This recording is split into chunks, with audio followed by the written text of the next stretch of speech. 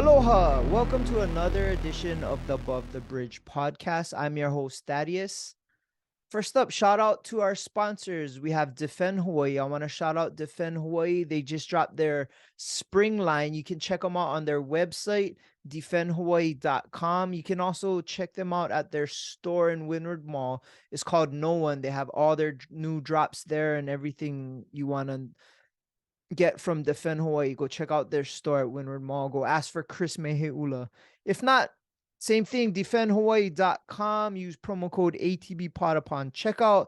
You'll receive 15% off your entire purchase order. Next, we have IREP Detail Supply. They have a store in Temple Valley Shopping Center. Go ask for Ikaika. He's very knowledgeable on all his products. Anything you need to detail your car, waxes, polishes, soaps, go check them out. If not, go to irepdetailsupply.com. Promo code ATBPod upon checkout. You'll receive 15% off your entire purchase order. Last, we have Hawaii Candy Factory. If you go to hawaiicandyfactory.com, check them out what they have. They have a bunch of crazy snacks, lihimui concoctions. They use gushers, nerds. They even have these peach gummies that I really like. They put lihimui powder or lemon peel, or I don't know what they do to it, but it tastes amazing. Go check them out. You see their packaging everywhere. They're called NOMs. Go check them out. hawaiicandyfactory.com. Promo code ATBPod upon checkout. You'll receive 10% off your entire purchase order. Aloha. Okay, my guest this week, he was on my show before and he has blown up, and his comedy career has just been kind of going skyrocketing since we had him last. Comedian James Mane. What's up, man? Little bit. What's up, man? Bro, it was cool to meet you in person in Maui, and I really had Of all places. I really had no idea how huge you are, bro. You're a big dude, man. I get that a lot. I get that. People was like, oh, I heard 6'7", but I never see 6'7" until I see you in person. It's like, Bro, you came walking on, I'm like, from across the way, I was like, oh, there's James. yeah. At that time, I think it was 6'7", 420. So I'm still working on them down 6'7", 400 now. Oh, wow. So, Good for you, bro. you Well, know, I you on gotta a fit on planes, regiment. huh? Oh, Not really. It's just I volunteer as a high school football coach at IA High School. So getting out there and just being out there in the sun, it's hot, sweating. oh. You lose some of the fat, that like the extra fat. I still fat, but I lose the extra fat. So Oh, that must be nuts on a plane though. But like you're a big dude, and I mean you yeah. get up to go to a bathroom, you might tilt the plane, kick a U-turn. I throw a tantrum. I jump up and down. The plane turn around. Oh yeah. The turbulence. Yeah, Oh no. they go, oh, it's turbulence. The captain jump by goes, no, James, sit down. Sit down, James. Why gotta be me? It's weird though. I always use the bathroom before I get on a plane, because some planes where the bathroom is like near the wall of the plane, the side, so then Yeah. it's tilted the ceiling. So I Oh. say like this, I'm pissing like this, like you know. So I always make a note to use bathroom before. Oh, if it's a long flight, bro, you just gotta hold them then. Most likely, yeah, but no matter, because I sit tight in the seat, my knees is together, so pretty much I Yeah. clamping everything down. So not Squeezing everything together. So I don't need to use my hand for hold them close or pinch them.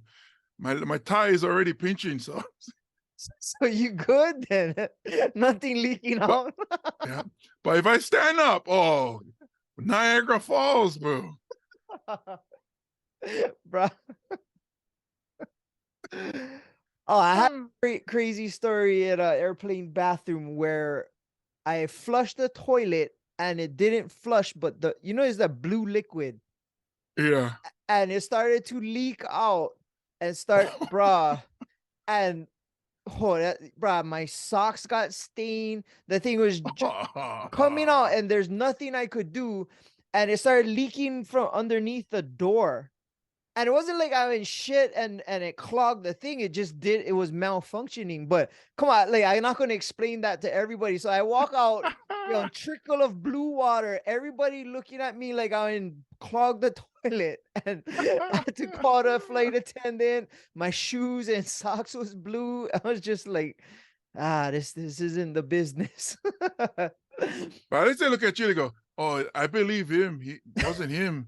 If I came out, they go, oh, big guarantee. dude had to take a dump. Wow. Dropping logs in a bathroom. Oh yeah, Plus two is the smallest bathroom. The smell, bro. It's oh yeah. Everybody in the back row gonna know what went down. That's why I think back in the days, that's why people smoke cigarette. One is because they like smoking cigarette, but two, they're taking a dump and then they light up and they go, nobody can smell nothing. Just all they smell is my cool filter kings over here. Probably makes sense. That's the cover. Yeah. Yeah. But every time you go bathroom, it's like one cloud of smoke. It's like one nightclub. You walk, oh, what's that fog machine in here? Bro, I can't even imagine how it was when you could smoke on a plane. Like, for me, that's one of my pet peeves. I don't know if you smoke, but bro. No. Yeah. I think the worst is when somebody else smoke and it just hits you. The secondhand smoke is harsh. Yeah. So, I grew up I was born in 1975, so when I was coming up, people were still smoking indoors, plenty places, and then just sit there. But back then, you never know. You just sit there with a little kid, just inside one room of people smoking cigarettes like nothing. Just getting all the cancer. Not even. Yeah. I know. I remember when I made it to we were in the nightclub and they made the law you couldn't smoke anymore. I was super happy because I would come home, my hair, my clothes. Yeah. You go sleep without taking a shower. Your whole bed smell like the worst is when you wash your hair and you can feel it, like when the water come down. It's just like a film of like the smoke air and all that club filth just washing down on your face. Like, ugh. I never understood why people. I mean, like, at least Pakalolo, you can get high, but cigarettes, you just get stink. Oh, I don't know. To look cool.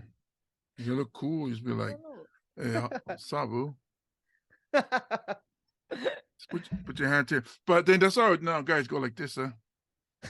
No more cigarette, but I think it's you put your hand by your face. It kind of frames your face. Like, look right here, girl.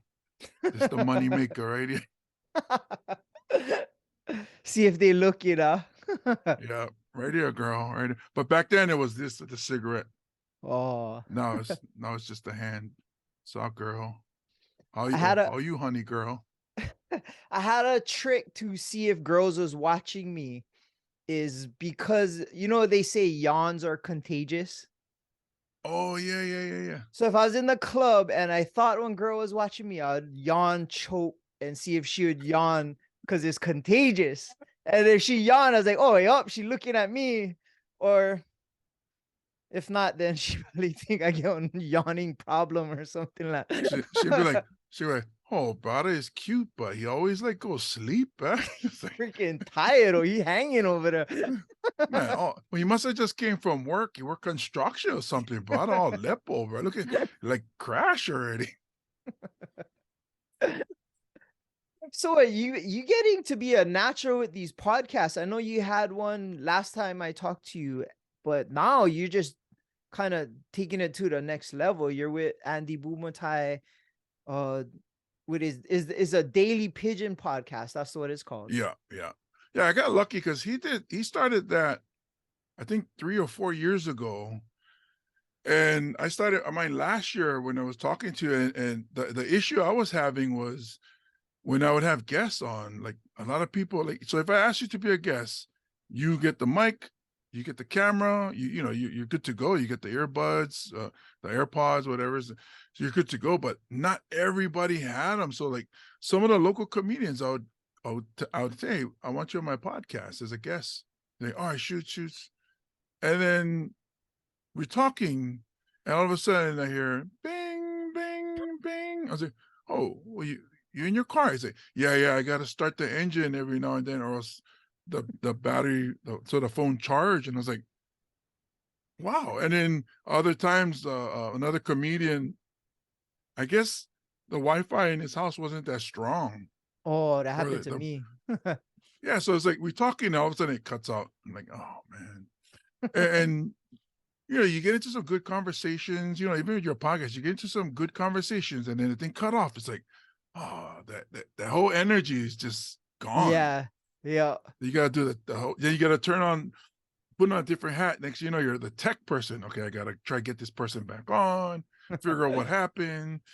So the pandemic wasn't good in that. So I was gonna start doing the podcast again a couple months ago, but in person at Stand Up Honolulu Comedy Club. Pepper owns that one, Jason Pepper Lamb. And he said, yeah, cool, you can podcast in here. But before I started, Andy called me and wanted me to be a guest on his podcast with Augie T. Oh, wow. So I came on as a guest, and then he said, I guess I did pretty well as a guest. He asked me to fill in for Augie because, Augie's a congressman, yeah, so, or city council or whatever. So it's hard to schedule him. Yeah. So Andy was like, because I'm unemployed. So he's like, oh, why don't we do this 5 days a week? I'm like, let's go for it. I mean, I was going to start my podcast again, like season 2, but yeah, let's go for it. I mean, why not jump on, Andy Bumatai's coattails and try to, gain some new fans, Yeah. which is what's happening. He has some really loyal fans that He's an OG, he gets, man. yep. He gets people on his live some people are there every day. Like the same names. Wow. I see new names every now and then, but I see the same names almost all the time. Oh, wow. Press the wrong button. No worries. Okay. So you guys record every single day. So yeah, we do live, and then he got approached by a Channel 50 TV station. They say, hey, why don't you do what you do and then just give us, I think, like 48 minutes or something like that for an hour television show. So now the podcast is on Channel 50, like 7 a.m., 7 p.m., noon, and midnight. So it's 4 times on TV. And then so that we get like commercials. So we get actual sponsors. They pay for spots on our show. And this is stuff I'm learning, like TV stuff. And Andy pretty much taking me under his wing, as he always have since I first started doing stand-up comedy like 13 years ago. Now he's teaching me TV stuff that I had no idea. Like when I was podcasting, I'm talking, and I would talk. So my camera's here, but the screen that I'm looking at you is down here. Yeah. So when I was podcasting, I'd be like this. But then when I watch it back and people would see me looking down, it's like, what the hell? So then now I teach myself to look here. So I'll put something here to look at. Okay. Yeah. So a lot of the TV stuff that he's teaching me, even like, he said, when I react, I laugh. I go like that. It's like a habit that I'm laughing, huh? He said, but you have to stay within the frame. You pull yourself away from so what the people are seeing, you need to be here and react. I was like, geez, there's a lot of things he's teaching me. Yeah. So like, I need to stay here and be here and not do all this stuff, but just bad habit that I have. But that's why I told him, I was like, well, that's why I like podcasting, because podcasts, you do whatever you want. That's true. When you're No on TV, TV you rules. get, yeah. But I guess that's something I should learn too. I mean, I have it to where my computer is right in front of me on a stand. Mhm. So I'm looking at you Mhm. and it kind of looks like eye level. So it kind of Yeah, matches. Yeah, yeah. yeah. How did you even meet Andy Bumatai? Well, when one of his open mics I went to, I was like when I first started out, and then it's funny too because the first lesson he taught me was to stay in the light. So I'm on stage and I'm performing. This is like maybe my second time on stage or third time on stage, and I'm performing, but the spotlight and the glare from your glasses, you cannot see anything. You cannot see anybody. You just all you see is just a bright light. So then I went to the side where it never have light, like say like something like this. So I was over here Okay. performing, and then Andy was like, first thing I tell you, stay in the light. And I was like, oh, but I cannot see them. So I went to the dark so I could see them. He go, you don't need to see them. They need to see you. So stay in the light, learn how to deal with light in your face. And then, so since then he's been teaching me a lot. And this was a place called T Spot Hideaway in Oh, Kapolei. yeah, I remember Like, that spot. yeah, like 13 years ago, I think. And Yeah. then it's funny because I would show up, he'd be outside, we're talking outside, and I'm like, oh, Andy, we can go inside or talk. You go, how come? You go, because people showing me their ID. It's like,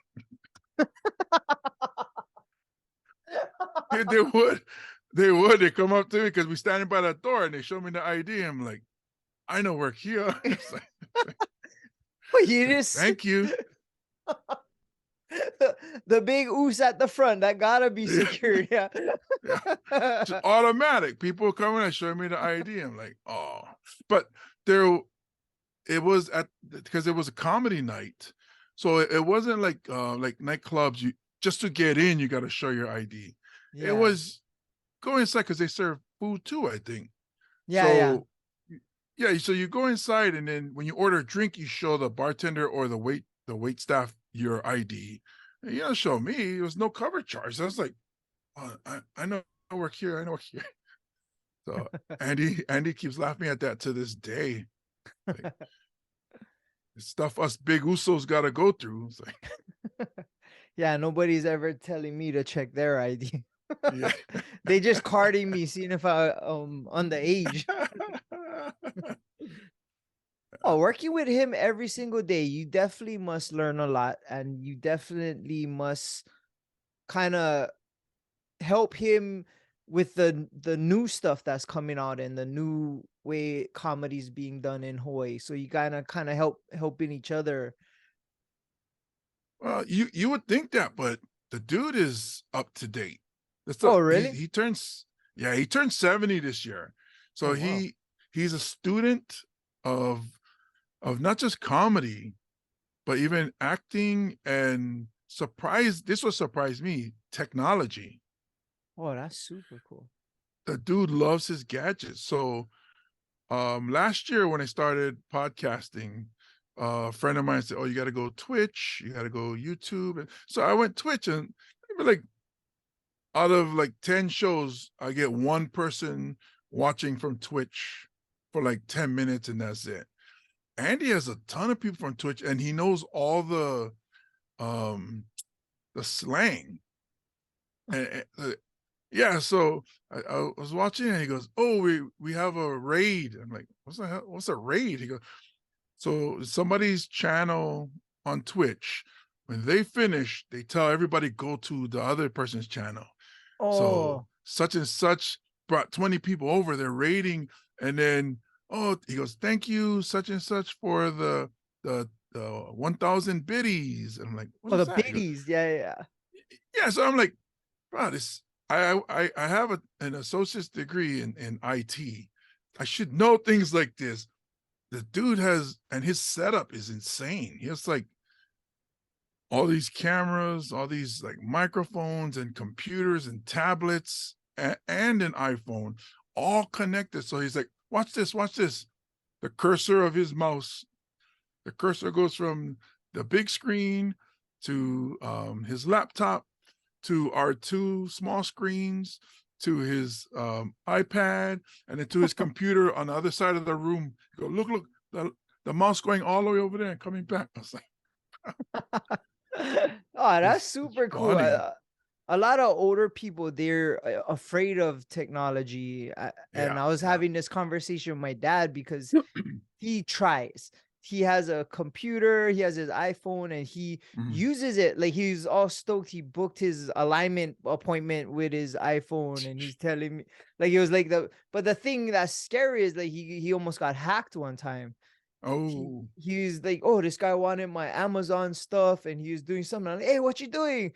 I go over there, and this guy's trying to get him to um access some kind of number on his computer so the guy can control it from his end. And I was oh like, oh, shut yeah, it down. Like, I had to stop him. I yeah, was yeah, like, it's scary for older yeah, people, like, who are a little bit naive and a little bit too trusting. So I had to kind yeah, of sit my dad down and be like, "Bro, you cannot do this, this, and this, and make yeah. sure if this were to come your way, like, just turn it off.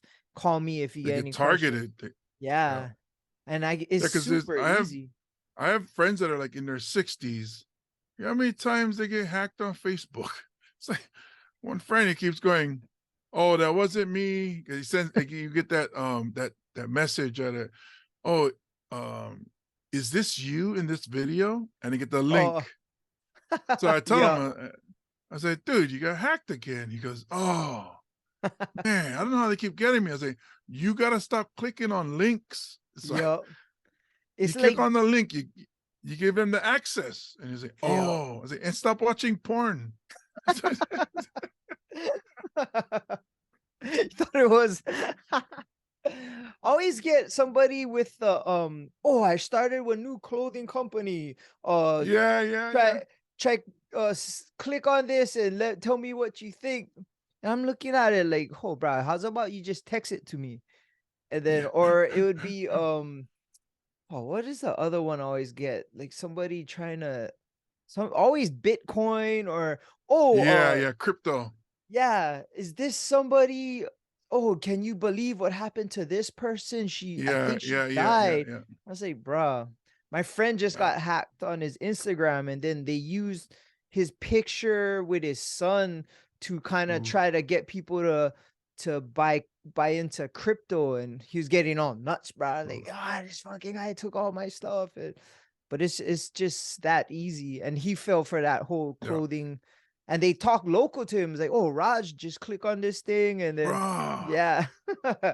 That's He the got one that sucked in. so I always see I get a lot, and they always start with hello. So so when I see hello, I DM right back and go, "Oh, you need one new script, bro." You say, "Yeah, tell everybody in your department, get one new script, bro. You guys, hello." It's none of my friends say hello. It's like- and then um what you call it's one on Facebook started talking to me in Samoan, Oh, like messaging me in Samoan. And I was like, oh, I know this person don't know me because I'm not fluent in Samoan. And oh, everybody I know knows that. It's like, no Samoan will talk to me in Samoan because they all know I don't speak Samoan. So I was oh, like, okay. oh wow. But I was tripping out. I was like, wow, this person did their homework. Or somebody in Samoa taking up a new job trying to scam people. Like, wow.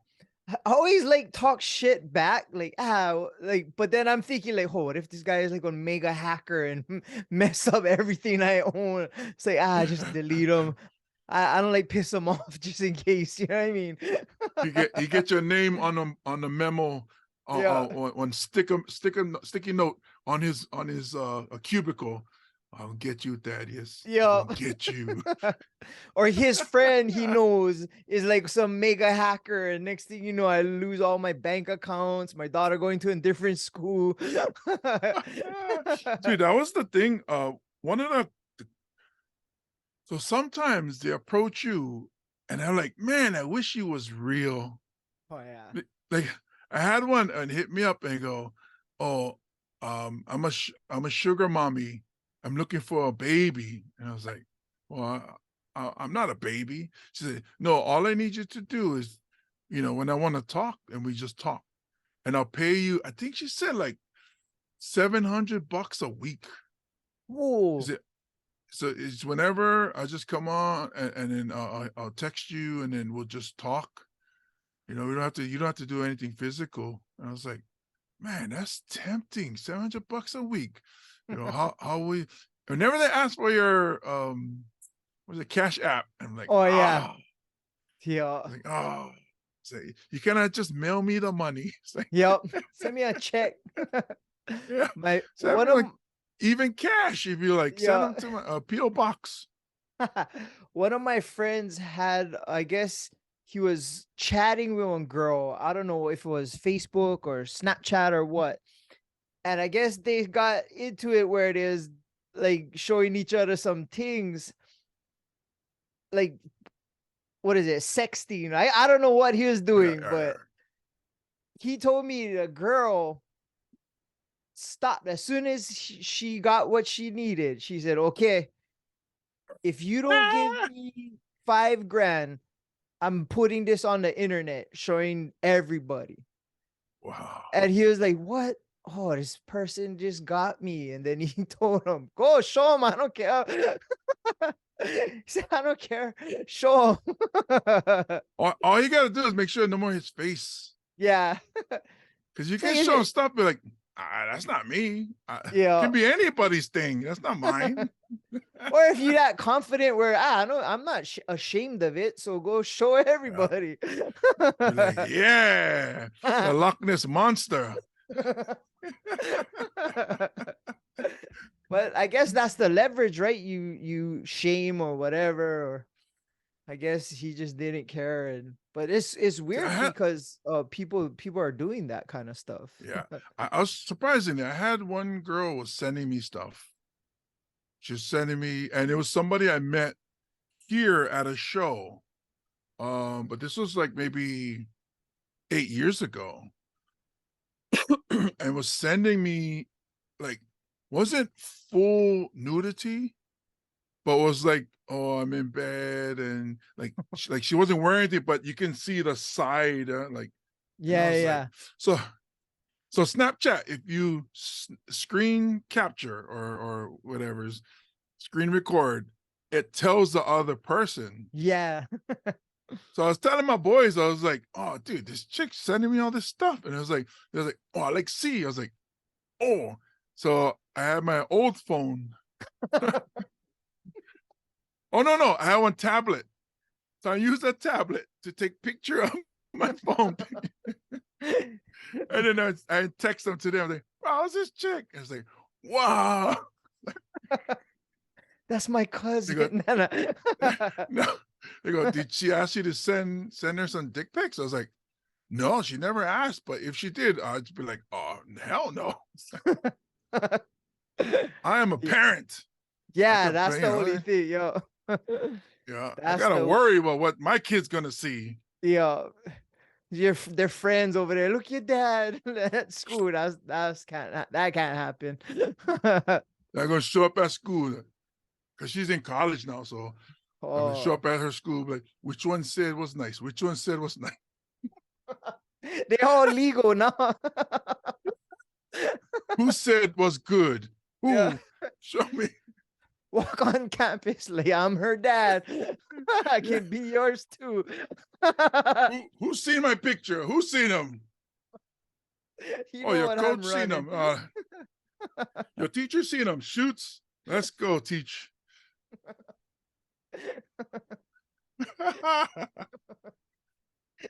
Yeah, but yeah, that's the main thing. You gotta be careful because what comes out there. I mean, shoot, when I first started podcasting, it was with Guys with Issues, and we was doing our podcast in 939. Oh. So yeah, the owner Stuart. Yeah. So I was actually friends with his partner, John. Yeah. I know John. I So know both of them good. Yeah. so then when John sold it to Stuart, and Stuart always still took care of us, and then found out I was podcasting, and then I was like, then he was bringing features of porn stars. So I was like, Yep. oh, what if I had one as a guest? And they go, oh, come to the club before we open and do your podcast there. So we would be upstairs with porn stars. And It's a good so, gig. yeah, got some, I was thinking, I was like, people on the internet, they either playing video games or they're watching porn. And this was before Instagram blew up. So this was still Facebook days. Oh, okay. MySpace or Those, something. yeah, and Foursquare. And so Oh, I was yeah. like, all right, we got to get these internet guys that they're watching porn. They're going to watch us. Oh, we got choke clicks Oh, wow. because like we had Tara Patrick, London Keys, Charmaine Starr, and it was Oh. like, those were our big episodes that people would jump in. And so Oh, that's pretty that was cool. pretty clever in the beginning. I don't think Andy would be down to do that, but he's like, Maybe not. Andy, like, yeah, you're like, take Stuart, the Daily Pigeon, go take the Daily global with Pigeon it over to the Everyday Beaver. to Pornhub. Like, yeah, I don't think he's Stuart's into still it. doing that. Stuart would bring some of them to our events because we would do club stuff, and then he would Mhm. have them do whatever they do at 939 and then bring them to our event. So we'd meet them, and I mean they seem normal to me. I mean they just do that for a living, but Yeah. Most of them are, because like Tara Patrick, she was pretty intelligent and she was very business oriented. It's the young ones like London Keys. I think she was like, I don't think she was like 23 when we met, and she showed up all boss, man. She was. So we met up with her before her performance. We met up with her. We did the podcast a day before, and then she wanted to hang out. So we picked her up in Hawaii Kai, just doing jet skiing, and we drove all the way to Waipahu because she was going to get tattooed wow. from one of my friends. And so she was drinking one bottle of champagne. Her and her friend. We don't drink champagne, so we just so she's pounding a champagne bottle. We get to the place. She does tattoo, and then before we leave, the liquor store next door, buy another bottle of champagne. And we drive back to drop her off. So she has a dinner with the partners of 939. And she drinks over there. Oh, we seen her. 939 get the spiral stairs that you come down. Yeah. Oh, she almost fell down. She was so wasted that Stuart went kick her out. He said, this is unprofessional, and you just get out and kick her out. I was like, damn. Stuart's rootless, bro. That guy, I see him scold people because we would do events at 939 called Heavens, and we would take out all the strippers and put go-go dancers, and it was always like a random. I remember those Sunday. days. Yeah. So we'd be up in the locker room upstairs, and we would have to walk down that same staircase. But a couple of times, I guess the go-go dancers would get caught doing something wrong or whatever. He would lay into them like, brah. I was like, that guy's not the biggest dude, but he gets some power when he's mad, bro. He's always the been cool business with me, though. side. Yeah. Yeah. Because he even comes out to shows. Like he was at my last show too. So he comes on, he supports. He says, "Oh, gotta support local performers, local comedy." I said, "Oh, I appreciate it." So he's always come out. And then when we were podcasting, a company name was Mars Comedy, and he would put our logo in the calendar. Oh, nice. So we would have a month. I think it's usually April. So we would have our month and be like, "Oh, look, it's us, look, it's us." The 939 calendar. Yeah. We did like maybe 4 or 5 calendars. So I was like, oh, cool. Look at that. Look at us. We somebody. Yeah. I had this one picture. He brought all these porn stars to where we were at. I think it was Rock Bottom. And he brought them in to just hang out after their whatever they did. And we took a picture with them and I posted it and I put, it was me, my friend Chris, who runs Defend Hoy, and Hoppo Boy. And I put 3 porn stars and some random girls. But they were the porn star. And people started reposting that. It was kind of nuts. But and then I'm not really into watching it to where I could know people's names. But I guess one of them was like what of a famous one, and it was like, oh, maybe we get recognized or something. Yeah, my friend and one of our friends in the podcast, he knows a lot of names, but he's just a intelligent dude. So when he watches stuff, he knows a lot. He pays attention. So, anyways, when we told him, he was like, "Oh, we're going to have London Keys on," and he was like, "No way!" And I was like, "Well, who is that? I don't know who that. I know like the old school names like Tara Patrick, like that. Yeah, I know that. Jenna Jameson, I didn't know these. yeah.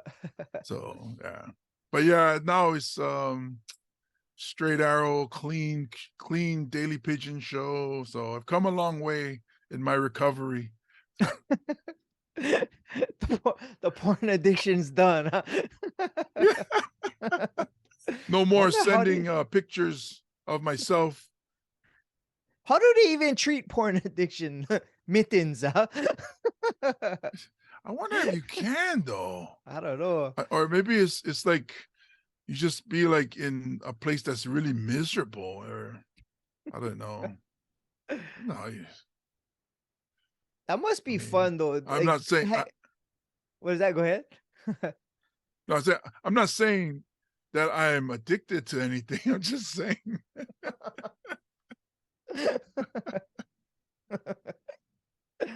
I'm putting that out there. Yeah. So, anyways, yeah. Church. I read a lot of books. I go to libraries. I help sick children and single mothers. With their porn addiction. So how you doing? How you doing, mother? All right. So what was that again? You're saying? So working with Andy Bumatai on a daily, that must be super fun. I remember I had his CD, and I would work at the gas station, and one of my favorite parts of that CD was the when he mimicked Don Ho. I don't know if you had that CD. Oh, he's amazing. Yeah. Yeah. He still does it to this day. He does Don Ho impersonation. It's like, oh my goodness. I told him, bro, you should just talk like that one whole episode. It's because I met Don Ho. My cousin used to work at Don Ho's when he was like would frequent there, and I met him, and he was the way Andy mimics him is so spot on. I met him and he's like, "What's your name, brother? Oh, what you drinking?" I'm like, "Oh, Bud Light." He's like, "Oh, honey girl, grab my friend his Bud Light." Like it's like he does it. And then on the CD we used to play it at the gas station, and it was a point where he's like, "Oh, that's my friend Bully." He's like, "Honk your horn, Elixir has it to Bully." And bro, we do that at the gas station all the time when car comes by. That's Bully, huh? Yeah. So he opened for Don Ho for a long time. Oh, so he's close with him then. Yeah. And it's funny because one of my favorite jokes of Andy's, and I tell him, and I apologize if I murder his joke, but he goes, is him and Don Ho walking in Waikiki, and somebody honked the horn, and something to the extent of like when guy got mad, wanted to scrap or something, and he said, "Hey, bro, when you come Waikiki, you got to work on all your." He was trying to explain that the horn that he gave was the wrong horn. So you got to work on your horns, something like that, but. And I mean, obviously you got to see Andy do it, but it's so funny because he does the impersonation so perfectly. Yeah. That's cool. So you mentioned your daughter's in college, and Mhm. you said on the last time you were here that she used to play football, but I see Mm. she's a volleyball player, which kind of trips me out because you never mentioned that last time, but she's playing college ball, right? Yeah. So her, she started out as a soccer player. She's been playing soccer since she was 6. And like, I didn't know anything about soccer, but because she enjoyed the sport, is all in, you know. I don't know if you can see over here, that's the Barcelona flag up on the wall on that side. So it's like her favorite team. I got all in with soccer. So from 6 years old all the way to about 16 years old was all about soccer. And then going to Aya High School, it's a small school. Um, the coach, football coach, you know, went to the soccer practice and see. Originally, he went to the boys' side. Anybody who wants to kick, you know, can kick football or has a powerful leg, which she did. And the head coach said, "Oh, you should ask Tyla, my daughter." And she started kicking. It's like, "Oh yeah." Um, so she was a football player, but because she's in high school, she was like, "Oh, why don't I also try volleyball?" You know, that's the thing about high school; you can play other sports. Yeah. So the good thing was the rule was you can play one indoor sport in the same season, one indoor sport and one outdoor sport. So she was able to kick for our football team, but still play for the volleyball team. So she found, I don't know if your kid played soccer, your daughter played soccer or any other sport other than volleyball, but the culture is different. So in Oh yeah. soccer, it's rough. It's just it's like for girls soccer is like boys football. Like you don't make the play, everybody mad at you, or they snap, or come on, let's go, move your ass, and all that stuff. That's how girls soccer is. That's why if you watch like the World Cup, those girls are brutal, Oh yeah. or those women are brutal. So that's what she was brought up. So football was was cool too, but then she played volleyball and she saw how supportive it was. Like I remember her first time taking her to practice and then talked to her after practice, like, "Hey, you know, you leave everybody hanging." She's like, "What?" I said, "Yeah, you don't see everybody putting their hand up to high five or low five." And she goes, "Oh no, I've just been focusing on my form." I was like, "So next practice, try to look." The next day, yeah, she see because you see it, right? Everything is, Yeah, yeah. oh, right back, good. Even if you mess up, oh, good, nice try, nice try. We try again. Yeah. So coming from that rough, sport and going into this community where everybody's supportive, she's like, "Oh, Dad, I think I like do volleyball only." I was like, "Hey, you're in high school now, you're a junior, you got to think of what you want to do for your life, and I'm going to miss watching you play soccer and and kick football, but you know you got to chase your dream." So she Yeah. got a full scholarship, but the sad part is she didn't get to play her senior year because pandemic shut down everybody's season. Oh yeah. So she wasn't able, because she's new to the sport. Even though she's 6'2", she's new to the sport. There's not much film on her. Oh. So the only people who were willing to give her scholarships were junior colleges. So I told her, "Hey, it's still an opportunity. You're not out of the game. Yeah. You can actually go there and develop because you missed your senior, so you can develop." So she's in Casper, Wyoming now. That's the flag here and in the shirt you see here. Oh, okay. Um, Well, at yeah, first she's I number thought that was 4. Kahuku. Oh, I Sorry. would never sport that. I know. I was like, well, I was gonna bring that. I couldn't tell, but Yeah, that's CC Casper College. They're the okay. Thunderbirds, but so the good thing and bad thing is in sports. How old is your daughter? Well, she only 12. So, yeah, that the bad times are good lessons for them Yeah. because everything doesn't go smoothly. So she's having it rough at her college now. Or um, I mean, I don't like to blame the coach or anything like that, but I don't agree with the coach's point of view. But I don't say anything because it's not, it's not my life, or it's not. I'm not dad anymore in that aspect where I go and, hey coach, I don't agree with you. She Yeah. got to learn how to deal with, when she goes to a job or has a career, you're going to have a manager or a boss that just sucks. You got to figure out, how do you know, coexist, or you move to another thing. Yeah. I'm proud that she didn't quit. Like she was, when she came home after her first semester, she was like, Dad, I don't want to go back. And, I don't like the coach.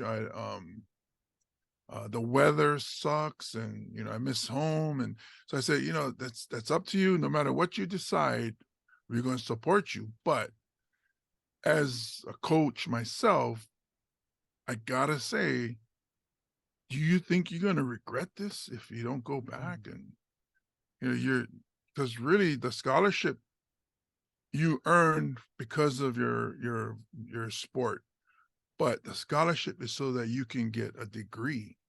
Yeah.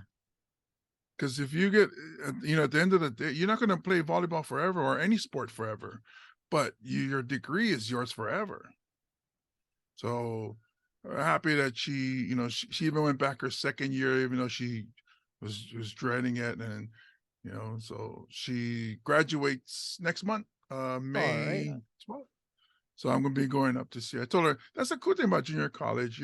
She's going to continue at whatever university she goes to, but she'll have an associate's degree. That's awesome. Yeah. So I told her, yeah, cool. She might transfer back to school in Hawaii. I told her, if they don't offer you a scholarship, then, that's my job to make sure you can get to school, and you can just walk on and maybe earn a scholarship for your next year. So Yeah. So we'll just see how it goes. But she opportunity. has, Yeah.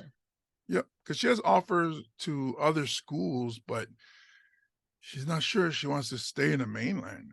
And so that's the other thing. It's like a lot of people that live here and they never lived on the mainland. They always say, "Oh man, I hate Hawaii. I live mainland." As soon as they go there, maybe like a month or two over there, all of a sudden it's like, man, I miss home. I was like, yeah, I know, because I lived in New York. I've lived in Pittsburgh, awesome places, but there's no place like Hawaii. I mean, especially Yeah. if you grew up here. I know everything around here, So Right, I live she Ever wants to Beach for a come back. couple years, and I already want to come back anyway. I can't even think about going mainland. Hey, Ever Beach changing now. You get the surf, the wave, the pool, and That I don't get. they- Why are they putting one wave pool in Hawaii? That makes zero sense to me. We get the best waves. I'm still trying to figure out the marketing strategy for that. yeah. It doesn't Like, make any sense. It's like, hey, you know what? You know what we go do? We go, in Arizona, get choked deserts, huh? Why don't we put one desert inside the desert? yeah, exactly. Then put sun boots on the beach, and I don't know. It just they make zero sense to me. But if it works, it works. I would have thought they would try and make like a Top Golf or something like that, where Yeah, that would make more sense. yeah, but on wave pool when you get waves, like I don't And I know think it's like $100 for 30 minutes. what. Or you can Yeah, go down and the then street and stay there all day for free. and save the $100 for Zippies after.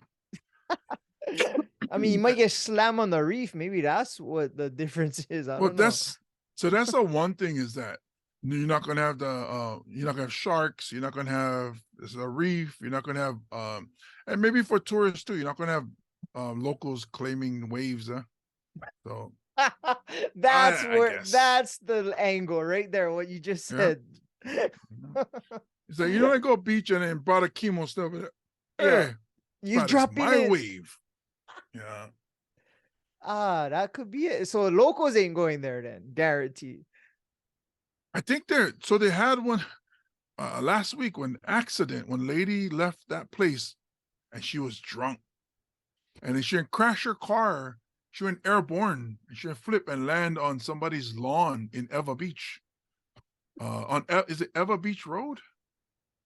And she was at that place drinking. So I was like, ooh, that place might be in trouble now. Like, be responsible for that. Yeah, and what most tourists live or not live, but are in Waikiki. So if they drinking over there, Yeah. that's a far ride. Yeah. Yeah, but I wonder if they do like tour groups. But then they go. So I think there's three spots that you can ride. So if one group, I think it's a group of 20 can reserve one. So like you get choke groups showing up. Who's gonna be surfing there? Yeah. You have to wait your turn and wait the next turn. And they maybe that's for the tourists to claim they're in surf Hawaii. I don't know. I guess. Yeah, Say, because oh it's yeah, we're in not Hawaii like for surf. because it's not like a wave like you go on tube. It's like the Waimea River, you know, the Oh, it's just like crumbles. yeah, What is it? Just like wake. yeah, well, it's like the when the Waimea Falls overflow the river and it goes out and then so Oh, kind of like rapids, yeah. So it's kind of like yeah. rapids. You just pretty much just staying like that, going, you know, like this. It's not like you know, Oh. you can maybe cut it up, but it's not the same. Oh, I thought it was gonna be like how they have in the mainland where the wave actually peels off. Like, oh, No, I think that's super lame. that's one that was on TV or that Yeah, reality show. No, it's Kelly not like that. Slater's on. Oh, okay, okay. Yeah, that's right. It's not like that. It's small. Oh, yeah. I don't think that's gonna do well. I don't Yeah, get if it, it does, bro. We get the best it's all waves in the tourists. world. Yeah, I guess I so. know. Or maybe that's like they figure they can handle that, then they're gonna try North Shore and surf pipe. I guess I don't know. Like half of the fun of going Sandies is watching tourists get slammed, Bro, go over not the only falls. tourists. The last time I tried, I was in high school. I was, and they had local brothers, but I local too, yeah, so it was cool.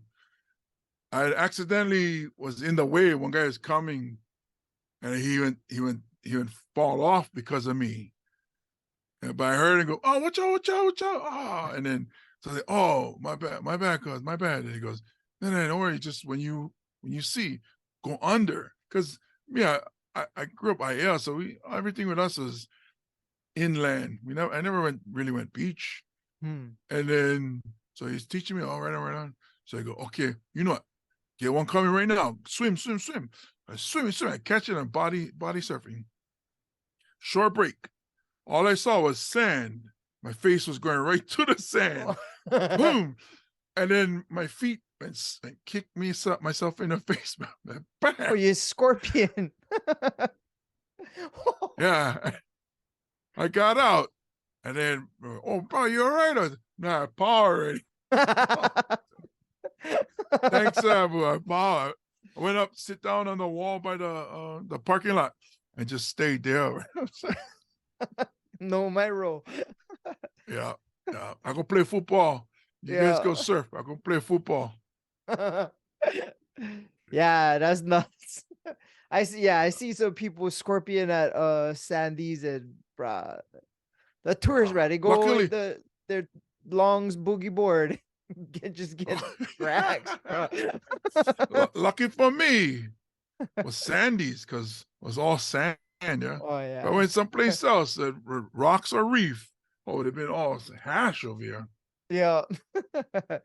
I ate it over there many times, bro. But yeah, definitely not like where I was on Hungry Hawaiian.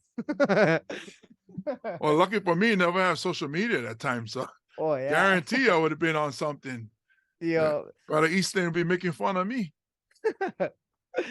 Oh, speaking of social media, you definitely took your social media game to the next level since I talked to you last.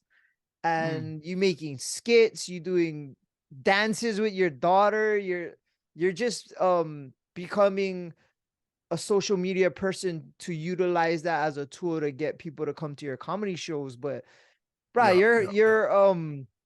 social media is just as funny, bruh. Like how has it been doing those things?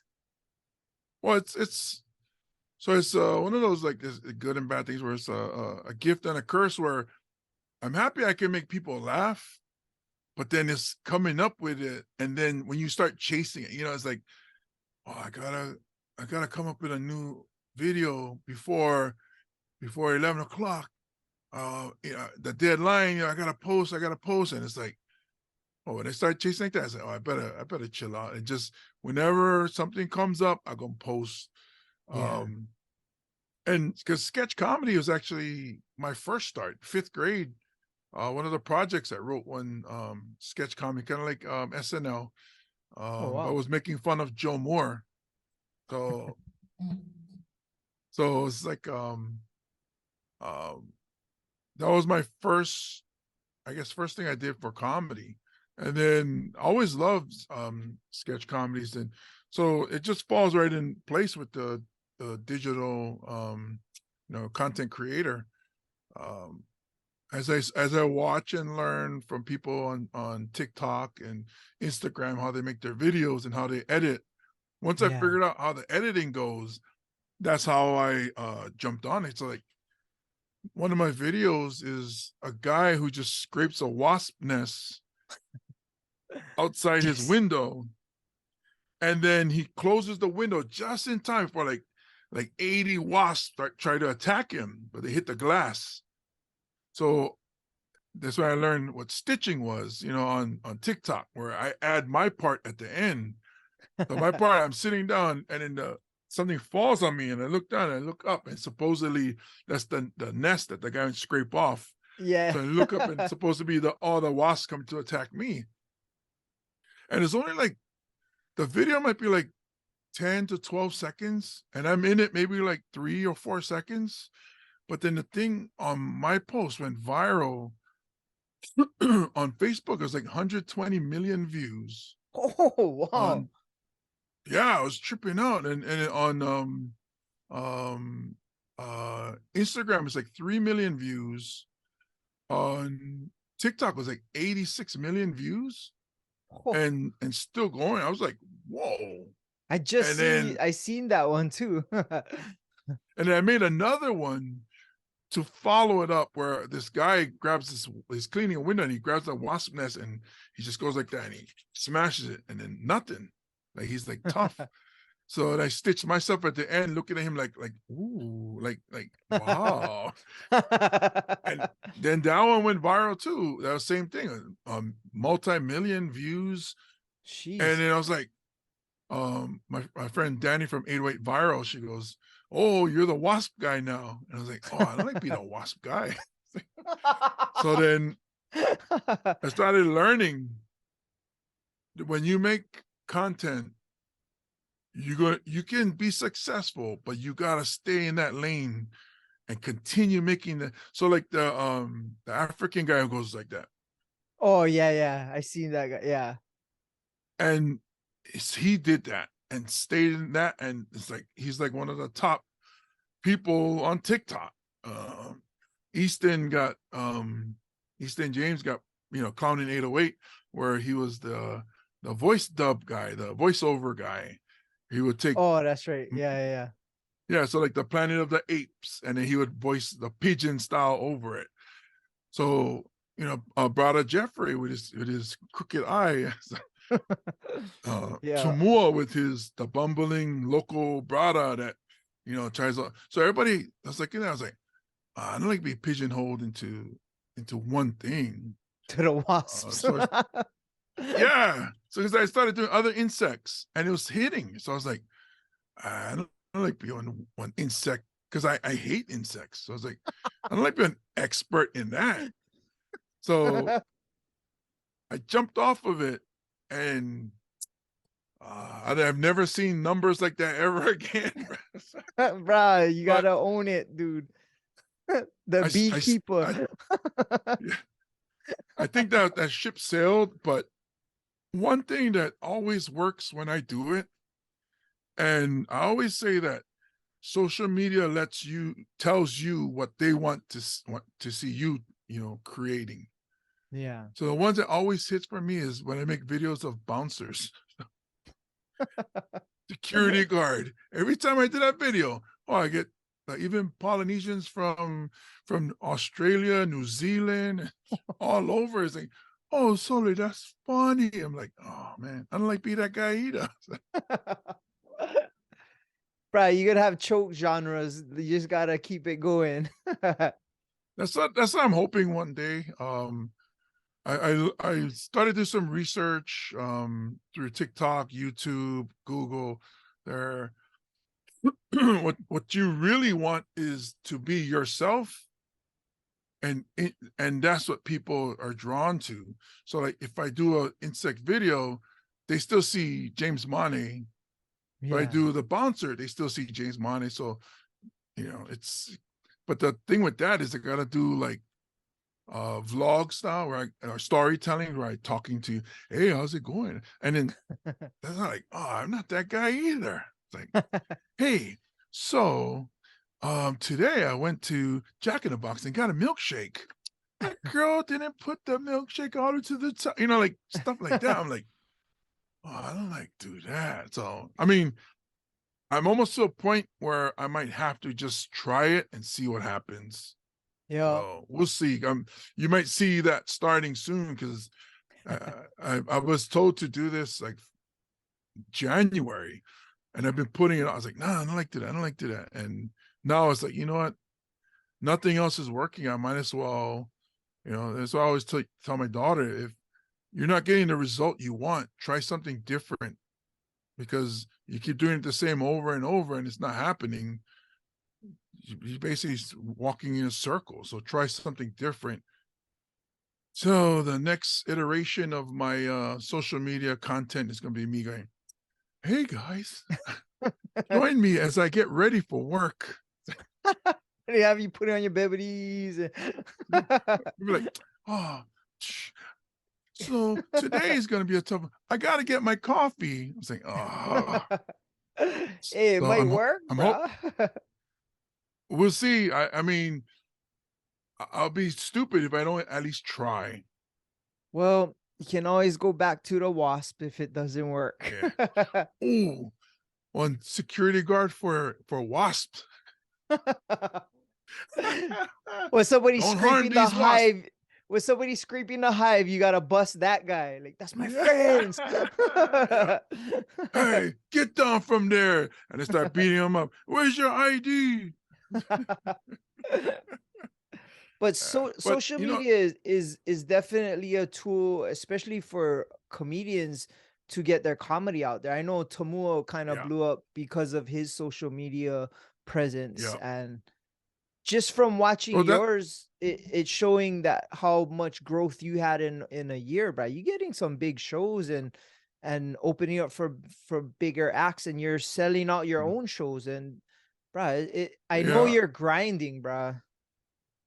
yeah. Because with Timur, I mean, and the experience with because um well, I was opening for Timur. Hopper Boy was the DJ for Timur, and obviously the Timur's going a different route and stuff. So Yeah, now it's like, oh, gotta step up and be able to carry my own weight. yeah, Um, would have been nice to have that push still from Timur, but he made a decision to do something different. So I was like, all right, that's fine. He is in the business of Timur comedy, which at the end of the day, you got to take care of your own business first. So I yeah, got to be able to handle mines, and I have benefited from working with him because he put me up in front of a lot of people, yeah, and then a lot of people came to my show saying they saw me at the Timur show. So which is cool. And with Timur, what you see what's happening with Timur and selling out shows is happening all over the country. You have Yeah. people like King Batch and other people that are jumping into comedy clubs, even though they've never done stand-up comedy before. So they can sell tickets, but can they do stand-up comedy? Not necessarily. I That's mean, true. that's the thing that Timur has over. Let's say if we took all the content creators in Hawaii, like Keely Silly, Brother Jeffrey, you know, Island Magic Mike, and all these guys are funny people. Even Passion, you know, they're funny people, but none of them do that stand-up comedy show. So Yeah. that's where Timur stands out. Um, I'm opposite, where I was doing stand-up comedy and then jumped on social media late. Nah, If I had, it's not late. You just trying to catch up, I guess. Oh, I guess it is late, yeah, but yeah, yeah, yeah. I mean, late yeah. as in I didn't miss it, but now I got to build up this side because Yeah. when I try to get booked at comedy clubs on the mainland, they ask, "Oh, what is your social media following?" It's like, "Oh, you don't even care if I'm funny or not," and they don't care because at the end of the day, it's about selling tickets. Yeah. So Well, you that's get guys weird like King because Batch, like they go into comedy clubs, and then people who are fans of comedy watch, and they're not impressed. But most of the time, and as Paul Legato is talking about it, most of the time it's people that fill the place up that are fans of his. So they don't even care if he's funny or not. They're just happy that he's there. that makes sense. Yeah. So but a lot of times is they sell out the first show. The next time they come around, it's not as many people going because when they went, it's like, oh, wasn't that funny? You know, Yeah. it's not like his sketches on social media. It's the stand up is, you know, it's just not that funny. So Well, that's you where like you have guys a like us bridge. were. Yeah. Where you have a bridge to connect your comedy with your social media and Yeah. sketches or whatever you're doing on social media, but once you get those seats in those butts in the seats, your comedy Mhm. is gonna kill, and now you got a fan that'll keep coming Yeah. back. Cause I seen your But that's comedy, you mhm. were a little bit handcuffed because you couldn't swear or what do your normal show, but bruh, it was Mhm. funny. Like because of, like you said, people seen you because you opened for Timur, you got a Mhm. fan already. Like your comedy will always hit. It's just like you Yeah. said, using social media as a marketing tool to get people to give you that chance to let Mhm. them Mhm. see your comedy. And then that's when your ceiling gets raised every time. But Because your that's like goal the was to confidence that I sell have. out your shows, right? And you sold out Blue Yeah. Note and all that. Yeah. Yeah. Yeah, I'm hoping so. It's like my next show, I don't know when this is going to air, but April 6th, Thursday at Stand Up Honolulu. And then May 6th, I go to Kona. And then May 7th, I'm at the playground in Maui. And then Oh. May 11th, I'm going to be in Phoenix. So I'm working on something for May 10th in LA, but hopefully, you know, we see what happens. Right now, they haven't got confirmed yet. So fingers So you're crossed. But right on, bro. You're taking a show on the road, and bro, trying to. So, that's remarkable compared to where you were last year. I mean, you must mhm, understand the grind and hustle you put in because your results from last year to now is huge. Like you mhm. must be proud, Oh bro. yeah, That's super cool. it's a lot of fun. But then it's a roller coaster. Yeah, I mean you're in promotion, so you know it's like Yeah. the anxiety of like, I wish I could be like tomorrow where, hey, tickets go on sale tomorrow, and then tomorrow at 12 o'clock, 1 o'clock he posts, oh, tickets sold out. You know, it's like that's the dream, right? To Yep, you put out, 100%. yeah. And so I'm like, man, I wish I got to that point because with Blue Note it was slow. I didn't sell out until I think the day of, which you know was still good. I sold out premium seats like 2 days or 3 days before, but the rest of the seats didn't sell out till the day of, but it's still a sellout. Yep. Like even right today is April 4th, April 3rd, and like I think Kona is like 4 tickets sold in 1 month. So I was like, okay, but that's where, and you got to Oh, put in bruh. Yeah. the marketing or the advertising, and Well, Kona people buy we'll last see. minute. We did a concert out there, and brah, the squeeze I was squeezing flying there, knowing how much tickets we sold. We did Tribal Seeds at the KBX bowling alley, and we did J Oh, Boogs at one of the hotels in Kona. And we see how much we're selling. And I'm like, oh, maybe we cut couple acts or like, bruh. And they come out at the end. Like they just buy late. Even a couple of times at the show, like we'd have the place half sold the week oh, of, and it's like, oh, these guys making a squeeze, and bro, what if rain? yeah, Then you know what I mean? Like, yeah. but yeah, especially Big Island, or from my experience, Big Island and Maui, they tend to buy last minute. And Mm, bro, is it as a promoter, that's very stressful, bro. Like you said, yeah. oh, we get like, bro, we're Yeah. flying to Kona. I'm sitting on a plane thinking we're flying to lose our ass. Like, what? This is not. This isn't a good situation. And it worked out. See And yeah, that's the thing that a lot of people or average people don't know, that because even when I was shoot, maybe like 7 8 years ago, I was promoting a venue in Hawaiian Brian's, was the studio, the small room. It's now it's Slack Key. And I was doing comedy there, and it's like, oh, we got no pre-sales. It's like, and then some days we get there, it's like, oh, 30 people showed up. In that room is plenty, yeah. but sometimes only 3 show up, and it's like, oh my God, this I can't handle this promotion. So that's why I have a manager now, where I tell him, oh, you handle all that stuff so that I can focus on being creative and coming up Yeah. with jokes and being funny. So Well, we see how it goes. you've been doing comedy for a long time. Is this like the top you ever been? Like, is this the most um I guess success you've been having doing it? I would say so. I wouldn't compare this to opening for like Dave Chappelle or Bert Kreischer or any of those big name comics, because that was their show. So Yeah. even with Tamua, people say, "Oh, I seen you guys show," and I was like, "It's not our guy's show. It's Tamua's show. I'm opening for him." They go, "Yeah, but you performing, right?" I say, "Yeah, but I don't make the same money that he makes."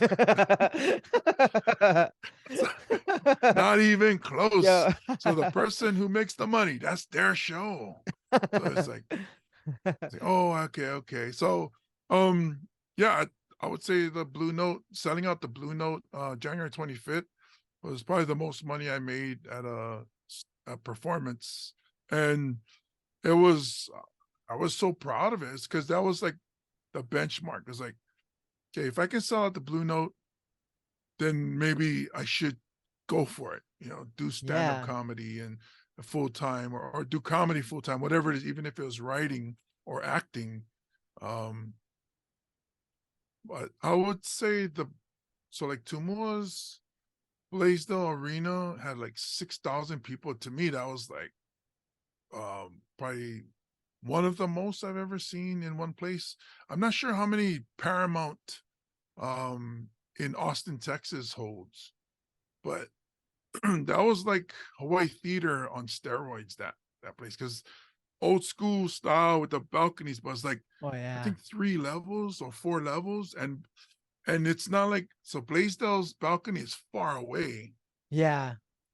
This balcony is like right here, so it was like a wall of people. It's just, so I was amazed. So I'm not sure which one was more, but I know Tumua's one almost 6,000, I think, at the Blaze. So, um, like opening for people like that, that's special. But Yeah. when it's your name on it, that's your show, so I Bill. would put that above all of that. Even opening for like they said, Dave Chappelle. Um, it was great to do it, but now it's my name on my show. Let's see how far we can take this. Yeah, that's definitely the level that you wanted last time I talked to you, and Yeah. you hit it, bro. You hit it and you're doing it. Now you're gonna take it on the road. Like these steps you're taking are getting you to where you want to be, and bruh, you still risking it all. And that, to me, I always like seeing that. I always like seeing people gamble on themselves and believe in what they're trying to do. And you've been doing Well, it that's what for a you long told time. me. Yeah. That's what you told me from the last time we talked on the podcast, which was, just go for it. And even with the podcast, and you're still doing it, I'm like, man, that's awesome. You still, because you practice what you preach. What you preached was, you just got to keep going for it. Just, you're going to see ups and downs, but you just got to keep going for it. And that's why I was doing the podcast. I just kept going Yeah. until I was like, oh, I need to take a break. And then I was trying to come back, but now I'm, rolling with Andy. So we see how far that goes. Yeah. Hopefully And pretty far. it's only bringing more attention to you, which in Yeah. hindsight bringing attention to your comedy. And Yeah. everything you do on social media, the same thing. It brings attention to your comedy, and that's the goal, right? And Yeah. your comedy hits. So that's not the problem. You just getting the butts to see it, the butts in the seats Yeah. to see it. Bruh, is it your sky's the limit? I mean, that there's ways to figure out how to get people there. The comedy, your stand-up sells itself, and that's what you're gonna excel at, because that's what you've been doing for all these years. So Yeah. that's not Well, I the think what I the need to, problem. Is just getting people there to see it. yeah. I think what I'm going to do is do a special, even if it's not like Blaisdell or Hawaii Theater size special, even if it's Blue Note, and then record a special, and then see if if somebody like Netflix or even Amazon, All Things Comedy or Comedy Dynamics, see if they'll jump on it and sell it or buy it. Or so I think that's going to be my next thing, because when I hit up the clubs and say, I want to do a show, they're going to ask, hey, what do you have? And I say, oh, I released a special that did well. It was on Netflix. And then they go, oh yeah, okay, we'll book you for this date, this date. So that's the next thing for me, is to figure out the logistics in doing a special for myself. Yeah, that's awesome. That means you have goals already. And Yeah. I heard your goals last time was to have your own show and to sell out Blue Note, or it was something like on those lines. So I'm gonna have you Mhm. back a year from now, and we'll be talking about your special. And bruh, every year I'm gonna see you level up until you selling out Blaisdell, and bruh, it's gonna be cool. And just keep grinding and believing in yourself, which you have been. And bruh, your daughter must be stoked to see this. Oh, that's funny, because it's like sometimes you lose sight of goals, um, or you lose sight of the dream. Yeah. I think a couple of days ago, I was reminded, like I forgot about the why, which is, why are you doing this? Why are you doing it for, so like the motivation, was it to become famous? Is it to get money? And then that clouded it. And it's like, no, it's to make sure that, my daughter has a better life. It's to also show her that no matter how old you get, you can always chase your dream. Yeah. And then it's funny because so yesterday is the anniversary of my brother's death, who passed 5 years ago. And then I was watching the movie, The Rookie, the baseball movie. Okay. And that one always pulls that, where he's like 40-year-old teacher and he tries out for the baseball team because of the kids on his that he coaches, and because of his son, his little son. So I was like, that's what it is. I forgot what my motivation was, which is to, you know, sadly my brother won't be able to see, to be part of this. Also, my dad, who passed 2 years after my brother passed, won't be part of this. So think about them, and think about my mom, who is here, my sisters, and my daughter. Yep. Think about them and try to become successful, so that they see it and it inspires them. And maybe some of the kids I coach at Aya High School. Yeah, for It's sure. like I forgot about that part, which was other people are watching, Yep. not just because you're funny, but because they're inspired. And I forget, like, a couple of people in Samoa, in Australia, New Zealand, or Polynesian, they DM me and they go, "Oh man, it's great to see one of our own people doing stand-up comedy." And I was like, it's just an average day for me, but you're acting like I'm special, so it's a Yeah. weird thing. So it's something the past few days that's been, dancing around my thoughts. So it's like, That's I super got to awesome. remember. And here's the picture that I talked to. So they're saying that some people, they put sticky notes by the camera, and this is what I look at. Yeah. My daughter, when she was like Yeah. 6 months old. That's awesome. I'm the same, bro. Like I got the same stuff, dude. Yeah. That's the why. Got to Yep. remember the why. And Why we do it. one thing I always love about um what people do, or what I inspire to do, is your kids, when your kids watch you pursue passion, that Mm, gives them the same mindset, because kids try to mimic their parents, right? And if they grew up watching their dad or mom pursue something that they're passionate about, mhm, they're gonna be the same way, hopefully. But more than not, they're gonna pursue their goals and dreams because they grew up mm, watching their parents do it. And mm. you inspire me, bro. Like, just watching you this past year, like, dude, when I see your stuff, it I trip, like, oh, that's awesome, bro. It's like, bro, he's opening up, or he was at Downbeat or whatever, next door, whatever little shows you're, and then, oh, I just sold out Blue Note on a Wednesday, and it's like, whoa, Mm, like, bruh, it's your kids see that. Your kids see yeah. your kid sees you pursuing your passion, and also nailing it, reaching it, hitting your goals, leveling up to the next goal.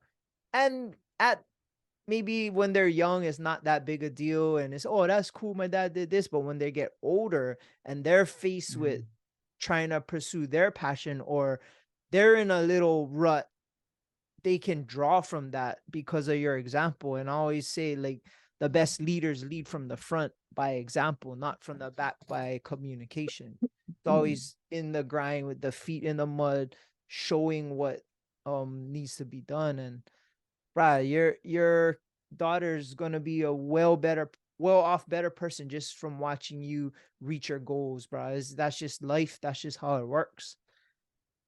Appreciate So it, man. Thanks. yeah, it's gonna be cool, bro. I can't wait to see what happens in the next year, bro. Like, I'm gonna tell you, next year we're gonna be talking. First, we're gonna say, "Oh, what an awesome Super Bowl that the oh yeah, 49ers just won!" Right? that's gonna happen, bro. This gotta be the year, dude. It has to be. I'm, Everything is lined up perfectly. our team is so stacked, and bruh, I don't know if my heart can take another NFC loss in the championship, NFC championship. The amount Mm, of emotion I feel building. Oh, when we played the Cowboys, the amount of anxiety I had that whole week, just Oh, from all the freaking Cowboys fans that I know talking shit to me the whole week. yeah. I was like, bro, if we lose, I'm just moving. I'm just turn off my phone. I'm gonna The, move. the worst part is that first half, watching Dallas's defense, I was like, oh my goodness, their defense is actually good. I Yup. was like, oh no, their defense is good. And Yeah. then that's Dak like made me win Dak. worried about the Eagles. Yeah. That's what made me worried about the Eagles, because I was like, well, if the Eagles can handle the Cowboys, easy. Oh, but man, that injury. Yeah. I'll forever be disappointed. I mean, it would have been cool to know. Like, I wanted to know which team was better. We're never gonna know because Yeah, yeah, our yeah. quarterbacks are injured. And granted, they're the ones that did their job and injured them, but I just feel like we're still the better team. We should have won, and there were some weird calls at the beginning of the game that changed the trajectory, putting us in a situation where our quarterback got injured. But it's Yeah, just is what it is, bro. I honestly yeah. wasn't. I felt not as bad as I did last year when we lost in the NFC Championship, because I felt we didn't Mhm, even get to play it. So that makes mhm. sense. But this got to be the year, bro. They The built year. this team for this year. Like, We there's have no like what, excuses, bro. 11? We have 11 draft picks, or is it 7 or 11 draft picks coming up? Yeah, but Woo! saw in the third round because we gave them all our first stuff away Yeah. to get Trey Now, Lance. but if you look at it, man, we got Mr. Irrelevant as our starting quarterback. I don't think it Yeah, matters where they pick. I mean, that's we're true. gonna find some gems. Yeah, I'm not Shanahan even and worried. Lynch can find some Lynch. gems all over the freaking Yeah, yeah, board. Yeah, yeah. that's Because look at true. Ayuk. Nobody wanted Ayuk. Yeah, yeah. Even Kittle went late too. Yeah. So that's why Warner. it's like, Yeah, you find people that fits our system. Whew, let's go. yeah. Just get that Bang diamond in the bang. rough. Yep, bang bang all Yeah. day. I hope so, Yeah. man, because I want that feeling, bro. I haven't had it since what, 93, 94. Like, I want 94, that. 90, yeah, 94. Yeah, I want that feeling Well, as an adult. it, it doesn't help that your close friends is Eagles and Cowboys. Cowboys, right? Yep. Fuck.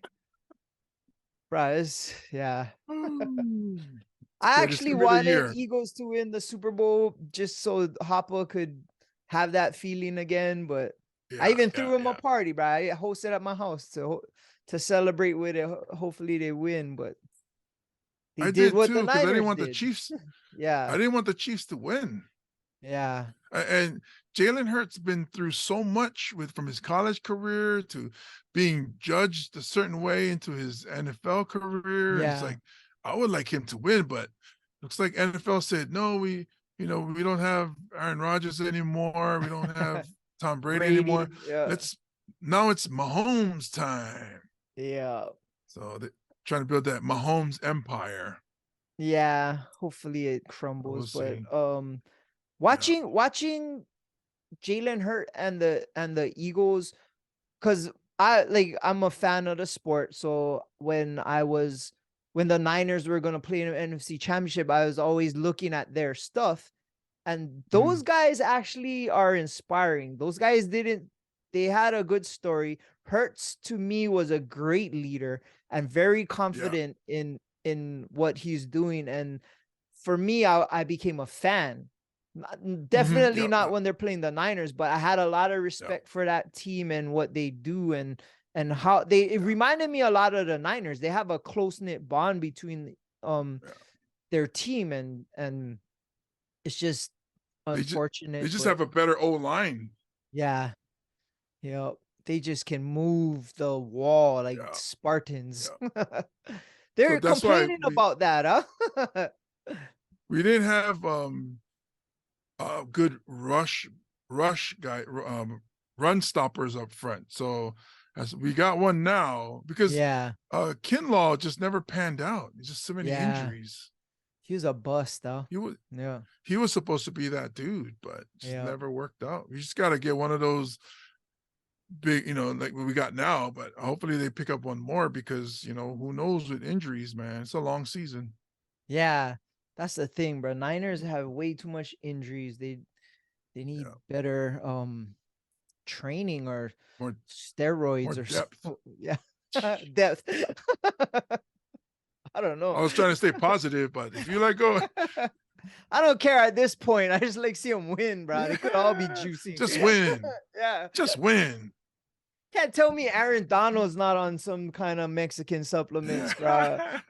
That guy, he was training with The Rock, bro. I see that video and I'm just like, dude, there is no way. Yeah. Anyway. Oh, So yeah. what were your dates again? Let everybody know what your dates were. Just so that in case they want to April check you out. Yeah. April 6th, my birthday show at Stand Up Honolulu in Kaka'ako. That's a Thursday night. And then May 6th on Kona at the Kona Elks Lodge. You can get the tickets at comedianjamesmane.com. And then May 7th, a Sunday, at the Playground on Maui. You can get the tickets at theplaygroundmaui.com and come down. It's gonna be a lot of fun. So the show I did at Blue Note January 25th was family friendly show. So I'm having Maui comics open for me. I'm having Kona comics open for me. A lot of them are not clean comics, and so if they go dirty, my manager's not traveling with me, so he was very adamant about making Blue Note a family friendly show, which worked out because it was like maybe I think I saw like nine or 10 teenagers. So Okay. that was cool. Yeah, that's cool. It was a family friendly show. Here we go. But Maui and Kona might be I won't be raunchy, but the other comics might say some things that pretty edgy because Maui, the comics on Maui and the comics on Kona or on the Big Island, no filter, man. They go for it. So I appreciate those match guys. that It's like the energy, Wild West. bro. Yeah. Just come out like Def Jam. Yo, the wings are open, bro. You could just go. Yeah. But we'll see. I mean, sometimes it's good to work clean because you never know what scout is watching. Because that's true. Like the Tonight Show or one of the late night shows, they look for a 5-minute clean. So we'll see. Yeah. Hey, man, like I said, sky's the limit, and you never know who can see it. And with the internet, brah, anybody anywhere at any time can see it, and you just might have that one little niche that they want for something, and boom, could open all the doors, man. Yep, wasps. Yeah. So your social media, where can people find you, man, so they can see your wasp videos? So I do everything is at comedian James Mane, and Mane is spelled Mane. So it's on Instagram is what I'm trying to build up.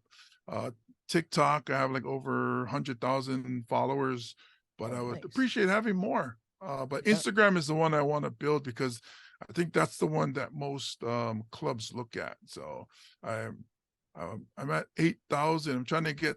You gotta get that first K. If I can get 10K, I'll be happy. Then I'll walk around a little more swag. So trying to get to that. So if you help me out on at comedian James Mane on Instagram, also on Facebook, you can catch the Daily Pigeon podcast with Andy Bumatai and James Mane every weekday, 3 p.m. Hawaii Standard Time. We go live on YouTube, Twitch, Facebook, Twitter, and LinkedIn. So you can check us out there. Yeah, live from 3 o'clock Hawaii time. And then it stays on YouTube and Twitch, and you can watch it repeat later. So right on. Thanks, man. Appreciate it. And for us, always, you can find us on our Instagram, our Facebook, and our YouTube page, Above the Bridge Podcasts. My personal Instagram is Daddy Daddy High, and our website where you can find all these episodes is atbpod.com. All right, man. Well, I want to have you back after another year and see where you're at. And definitely, I've been following your career since I met you, and it's been inspiring brother. to say the least. And I want to see you just blow up, bro. It's a different era in Hawaii comedy. I'm feeling people are getting it back to how it used to be back in the day, and you guys are taking it to the next level. And with the internet and social media, your reach is way bigger now. So good luck to you, man. And yeah, I can't wait to see what happens, bruh. Well, we've been going for an hour, man. Shakas for the camera.